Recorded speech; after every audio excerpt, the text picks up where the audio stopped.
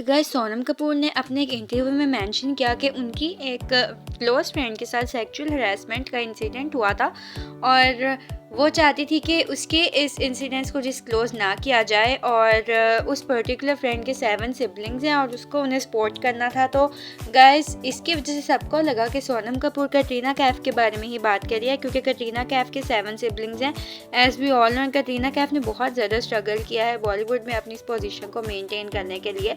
तो सबको लगा कि यहाँ पे सोनम कपूर ने अनइंटेंशनली या intentionally we don't know Katrina Kaif के पास्ट को डिस्क्लोज कर दिया है। So in today's video we will talk about Katrina Kaif's disturbing past.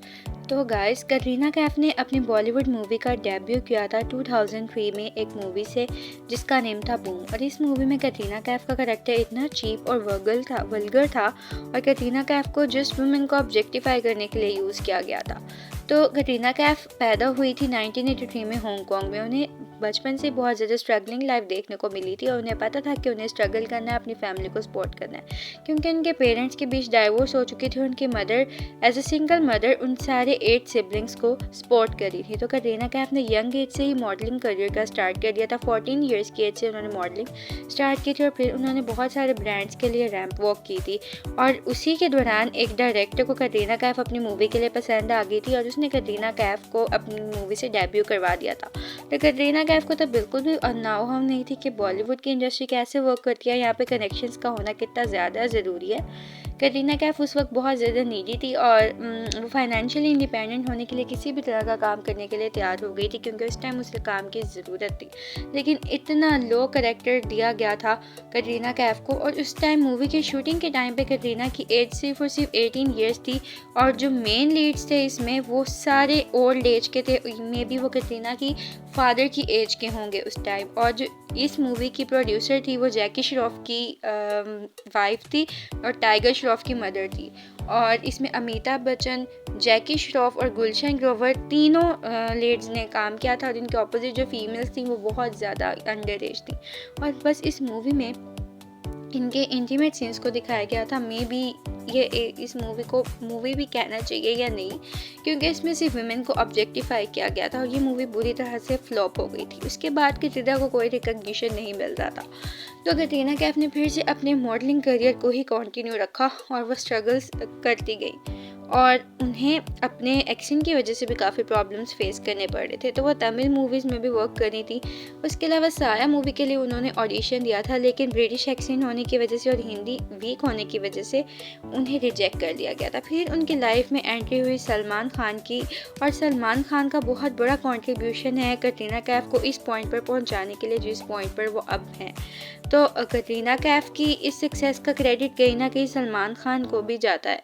तो कटरीना कैफ की लाइफ में सलमान खान का आने के बाद कटरीना की लाइफ में सक्सेस आना स्टार्ट हो गई। सलमान ने कटरीना को सिखाया कि कैसे वो अपनी हिंदी को स्ट्रॉन्ग कर सकती हैं, एक्टिंग क्लासेस कहाँ से लें और कैसे मूवीज़ के स्क्रिप्ट को सिलेक्ट करें और अपनी एक अच्छी और स्ट्रॉन्ग इंडिपेंडेंट वुमेन वाली इमेज को कैसे मेंटेन करें बॉलीवुड में। तो बॉलीवुड में स्टैंड होना बेसिकली कटरीना को सलमान खान ने ही सिखाया। और फिर कटरीना और सलमान ने साथ में भी मूवीज़ की और कटरीना ने अदर सक्सेसफुल एक्टर्स के साथ भी मूवीज़ की और कटरीना को अब रिकग्निशन मिलने ही लगा था just because of Salman Khan.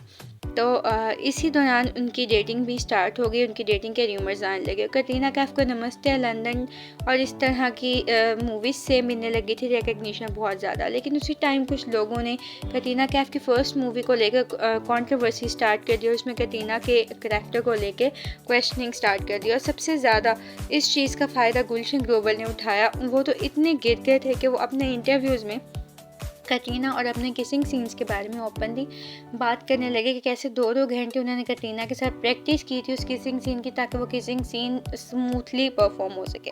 और अमिताभ बच्चन ने भी उन्हें ये करते हुए देख लिया था। तो कैसे शेमलेसली उसने इस बारे में बात कर दी कि पहले तो वो अपनी बेटी की उम्र की लड़की के साथ किसिंग सीन परफॉर्म कर रहा है और बाद में वो ओपनली उसके बारे में बात कर रहा है, जबकि उसे पता है कि कटरीना को मजबूरन ये सब करना पड़ा था और वो बिल्कुल उस इंडस्ट्री में नहीं थी। तो इस चीज़ में भी कटरीना को हेल्प किया सलमान खान ने। और कटरीना भी बाद में इस बारे में बात की थी कटरीना ने कि वो बहुत ज़्यादा अनकम्फर्टेबल हुई थी इस मूवी को रिकॉर्ड करते हुए, लेकिन तब उसे कुछ भी पता नहीं था।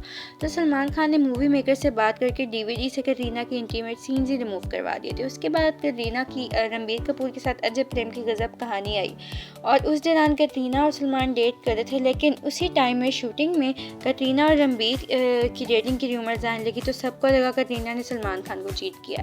लेकिन सलमान खान का करैक्टर भी इतना अच्छा नहीं था कि सब जानते उन्होंने ऐश्वर्या के साथ क्या किया था। तो जब कटरीना और अक्षय की ऑन स्क्रीन केमिस्ट्री बहुत हिट जाई थी तो सलमान ने लीजिटली कटरीना को मना कर दिया कि वो मूवीज़ ना करे अक्षय के साथ, और रणबीर की मदर ने कटरीना को रिजेक्ट कर दिया था, वो भी रेटिंग सक्सेसफुल ना रही। तो कटरीना की अब शादी हुई है विकी कौशल से और अब वो बहुत ज़्यादा हैप्पी और हैप्पीली अपनी मैरिड लाइफ को एंजॉय कर रही है। So that's it for today's video. Bye bye, thanks for watching.